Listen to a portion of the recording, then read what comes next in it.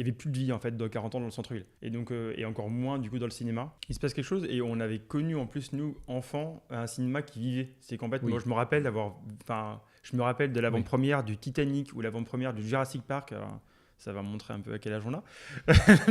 Mais où il y avait la queue dehors, où les deux salles étaient pleines et en fait alors que quand on est revenu à ce moment-là, que ce soit pour l'avant-première des souvenirs, enfin, évidemment on revient très souvent parce que nos familles sont là-bas et qu'on a une partie de notre vie là-bas, mais en fait, on voyait plus cette vie. Il y avait plus de vie en fait dans 40 ans dans le centre-ville.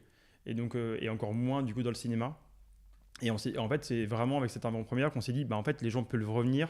C'est point déclencheur quoi. Et il y avait plus cette dynamique dans le cinéma en tout cas. Ouais, on se rend compte de ça. On se rend compte à quel point le cinéma est un lieu de passage. On a toujours coutume de dire, enfin, c'est une ville, c'est un clocher d'une église et le portillon d'une mairie. C'est aussi, je le crois vraiment, en France particulièrement, un cinéma.